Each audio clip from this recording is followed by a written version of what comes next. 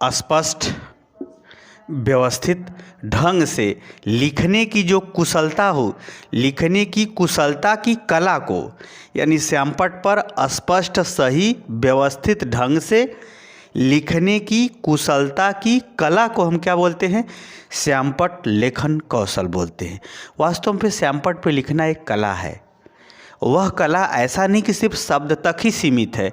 वह कला आप जब मैटर कोई चीज़ पढ़ा रहे हो, उस मैटर को भी लिखने की उस पर कला होनी चाहिए। किसी विषय के महत्वपूर्ण बिंदुओं को ब्लैक बोर्ड पर उचित स्थान पर लिखने की कला होनी चाहिए। ये सब चीज़ें अगर आपके पास है तो कहा जाएगा कि आपका श्यामपट्ट लेखन कौशल अच्छा है। तो आइए हम लोग श्यामपट्ट लेखन कौशल की अगर बात कर ही रहे हैं तो इसमें जैसे सामान्यतः कहा जाता है कि श्यामपट्ट पर लिखिए तो स्पष्ट रूप से लिखिए ताकि कोई भी उसे देख सके, स्पष्ट ढंग से पढ़ सके। ख़ास तौर से उसमें किसी प्रकार का त्रुटि न हो शब्द को लिखने में। साथ ही जो है, जो मैटर आप पढ़ा रहे हो, जो विषय वस्तु आप पढ़ा रहे हो, उसको सिस्टमेटिक लिखो, रफ कार्य को एक किनारे करो। अनेक प्रकार की जो है सावधानियाँ, नियम निर्देश दिए जाते हैं जो आप लोग सामान्य रूप से समझते भी हैं।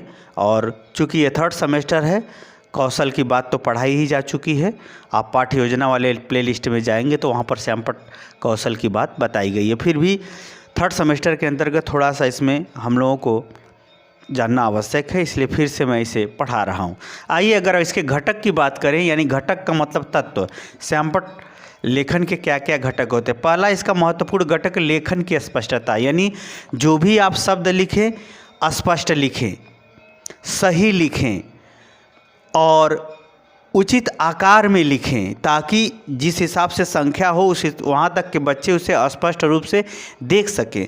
यानी उसे हम कहते हैं लेखन की स्पष्टता, यानी शब्द और उसका आकार, उसकी मात्रा और उसका एक दूसरे के बीच में गैप और उसका आकार इतना स्पष्ट हो कि अधिगमकर्ता को किसी प्रकार का कोई असुविधा न हो। यह महत्वपूर्ण इसका तत्व होता है, एक घटक होता है। श्यामपट्ट लेखन कौशल का महत्वपूर्ण घटक होता है। दूसरा घटक है श्यामपट्ट की स्वच्छता। श्यामपट्ट की स्वच्छता का तात्पर्य ये है कि आप जब श्यामपट्ट को पर लिखें तो उसको साफ सुथरा करके लिखें। दूसरी बात, आप अगर कोई चीज़ चित्र बना रहे हैं या कोई अन्य कार्य कर रहे हैं या रफ का कार्य कर रहे हैं तो ऐसा ना हो कि श्यामपट्ट पे काफ़ी गंदगी हो, फालतू चीज़ें लिखी हुई हो, ऐसा ना ही होना चाहिए। श्यामपट्ट पर आप लिखते समय अच्छे ढंग से शब्दों को लिखें और लिखने के बाद अगर मिटाएं तो स्पष्ट रूप से मिटाएं। खास तौर से श्यामपट्ट पर साफ़ सुथरा और उपयुक्त साफ़ सुथरा हो श्यामपट्ट, और उस पर जो कोई बात लिखी हो तो उपयुक्त ढंग से लिखी हुई हो, उसमें अनावश्यक या संदेहास्पद वाली स्थिति न लिखी हुई हो श्यामपट्ट पे, ताकि उसमें विचारों में भ्रांतियाँ या लेखन में गंदगी न दिखाई देनी चाहिए। लेखन स्पष्ट होना चाहिए। दूसरा इसका घटक होता है श्यामपट्ट की स्वच्छता, यानी श्यामपट्ट साफ सुथरा होना चाहिए ताकि सभी लोगों को आसानी से दूर तक दिखाई दे सके। इसका दूसरा घटक है। तीसरा घटक है लेखन की उपयुक्तता। लेखन की उपयुक्तता यह भी अत्यंत महत्वपूर्ण है। जो कुछ भी हम टॉपिक पढ़ा रहे हैं, जो कुछ भी हम विषय पढ़ा रहे हैं, जो उपयुक्त हो, महत्वपूर्ण हो, महत्वपूर्ण बिंदुओं से संबंधित हो, उस विषय की आवश्यकता से संबंधित हो, वही चीज़ें ब्लैक बोर्ड पर लिखी हुई होनी चाहिए। यानी उपयुक्त जो चीज़ें हैं उस विषय से संबंधित वही लिखी होनी चाहिए। इसके अलावा श्यामपट्ट कौशल के अनेक निर्देश दिए जाते हैं, जैसे अध्यापक बोलते हुए लिखे। अध्यापक लिखने के बाद श्यामपट्ट के एक किनारे खड़ा होकर के संकेतक का प्रयोग करते हुए समझाए।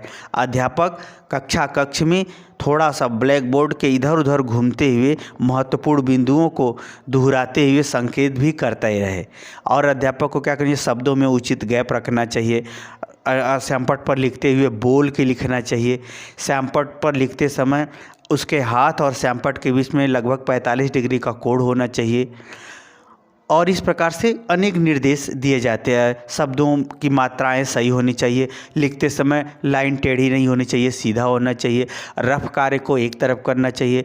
चित्र को बनाते समय अध्यापक क्या करे, पूरा श्यामपट्ट के चारों तरफ दूरी जो है समान रखते हुए बीच में बनाना चाहिए। अगर विषय अत्यधिक कठिन है तो उसे रोलर बोर्ड पर बना करके घर से लाना चाहिए।